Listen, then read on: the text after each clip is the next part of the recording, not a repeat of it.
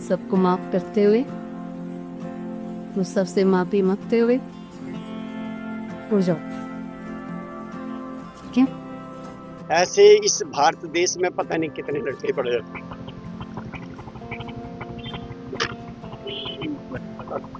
तो हम चाहते कि सबका भला हो, कल्याण हो।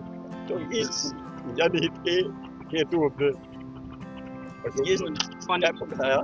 क्या बताऊँ मैं अब, माँ बाप को कैसे लगता होगा, कुछ नहीं बोल सकते हम। दर्द क्या होता है ये अगर सच में समझना है तो उत्तर प्रदेश के गाजियाबाद में रहने वाले हरीश राणा के माँ बाप की पूरी कहानी सुननी होगी। वो माँ जिसने 9 महीने अपने बेटे को अपनी कोख में रखा, जिसने उसे अपनी गोद में खिलाया, जिसने सपने देखे थे कि उसका बेटा बड़ा होकर उसका सहारा बनेगा। लेकिन उस माँ को क्या पता था कि जिस बेटे को उसने पढ़ने के लिए घर से दूर भेजा, वो इतना दूर चला जाएगा कि कभी वापस नहीं लौटेगा। वो पिता जिसे आज भी अपने बेटे पर गर्व है, लेकिन उस गर्व के पीछे 13 साल का दर्द है। जरा सोचिए, दोनों बुजुर्ग माँ बाप अपने कलेजे के टुकड़े को 13 साल से एक जिंदा लाश की तरह तड़पते देख रहे हैं। हर दिन अंदर ही अंदर टूट रहे हैं और अब वो समय आ गया जब बेटा हरीश अलविदा कहने जा रहा है। 13 साल की दर्द की इस कहानी को सुनने के लिए हिम्मत चाहिए।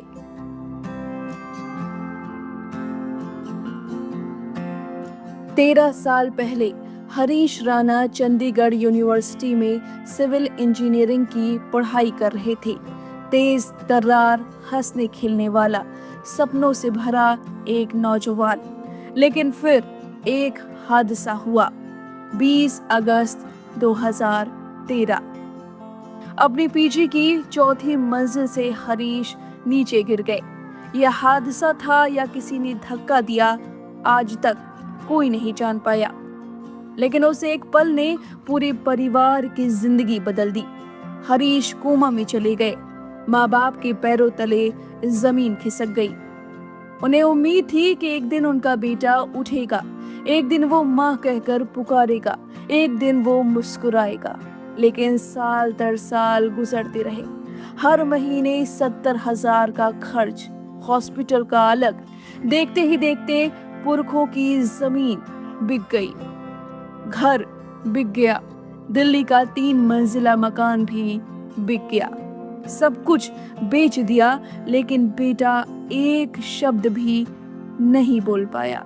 उसका शरीर कमजोर होता गया, हड्डियां दिखाई देने लगी, बस सांसें चल रही थी। लेकिन सवाल ये है कि क्या सिर्फ सांस लेना ही जिंदगी है? जब माँ बाप से अपने बेटे का दर्द देखा नहीं गया तो उन्होंने कोर्ट के दरवाजे खटखटाए। उन्होंने अपने बेटे के लिए मौत की भीख मांगी, लेकिन उन्हें इजाजत नहीं मिली। फिर मामला सुप्रीम कोर्ट पहुंचा और लंबी लड़ाई लड़ने के बाद जब जजों ने माँ बाप का दर्द सुना तो कोर्ट रूम में भी आंखें नम हो गई। जज ने कहा कि अगर जीने का अधिकार है तो मरने का भी अधिकार होना चाहिए। और आखिरकार हरीश राणा को निष्क्रिय इच्छा मृत्यु की अनुमति मिल गई और अब उनकी प्रक्रिया शुरू हो गई है। सोचिए, अपने ही बेटे को अपनी आंखों के सामने जाते देखना किसी भी माँ बाप के लिए खुद मरने जैसा होता है। लेकिन इस दर्द के बीच माँ बाप को बस एक सुकून है कि अब उनका बेटा ये नाम भर की जिंदगी नहीं झेलेगा। शायद अब उसे मोक्ष मिले, अब वो दर्द से मुक्त हो और शायद किसी नई जिंदगी में फिर से मुस्कुराए। अब हरीश राणा की विदाई की प्रक्रिया शुरू हो चुकी है। 13 साल से कोमा में थे।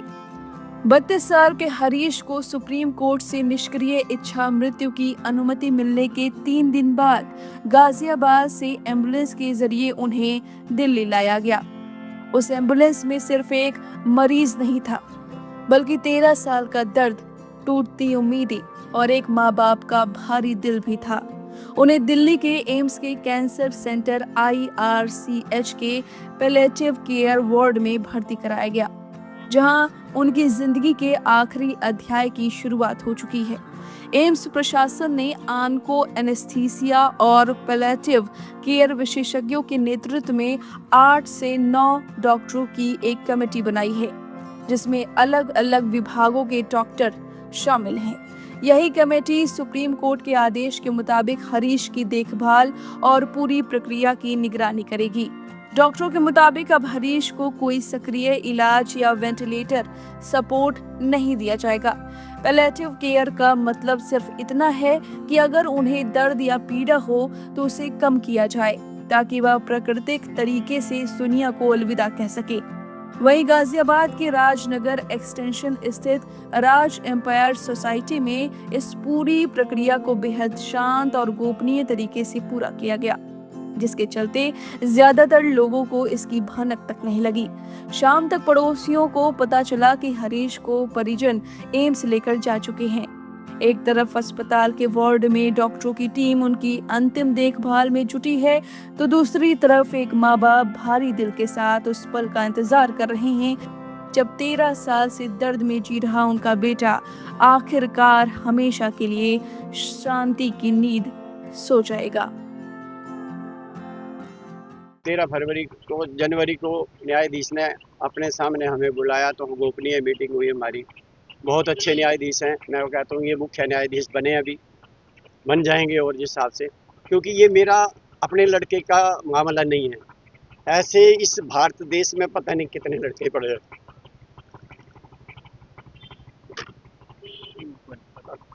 तो हम चाहते कि सबका भला हो, कल्याण हो, तो इस जनहित के हेतु हमने ये स्टेप उठाया कि ऐसा होना चाहिए मेरे जज साहब को। उन्होंने उसके बाद 15 को जजमेंट होनी थी। उसके बाद ये रूल जो इंडिया में आज लागू हुआ, ये 7 देशों में भी लागू है, जो आज ये लागू हुआ है, परंतु कितने लोगों का इसके द्वारा भला होगा। मैं एक पिता होने के नाते, आप भी बच्चों के पिता होंगे, कितना दुख होता होगा। तो दुख तो हर माता पिता बिल्कुल, ये छत्तीस इसकी कोई पूर्ति नहीं ठीक कर है। पाएगा, लेकिन हाँ। अपने तो औरों के लिए भी एक अब जो ये काम किया है, अब देखो बेटा छोटा आएगा जो सेवा करता है, सुबह 5 बजे 4:30 बजे उठता है, वो उसकी फिजियोथेरेपी करते हैं, हम अपने आप करते हैं। हालांकि चीफ ऑफ जस्टिस चंद्रचूड़ ने तो हमें फिजियोथेरेपी भी अलाउड किया था, नर्स भी अलाउड की थी, परंतु यहाँ मैंने बोला ना भी व्यावहारिक तरीके में से 15 दिन फिजियोथेरेपी आया, नर्स तो चलो हमने मना किया, कहाँ इतना छोटा मकान है, बड़ा मकान तो है नहीं।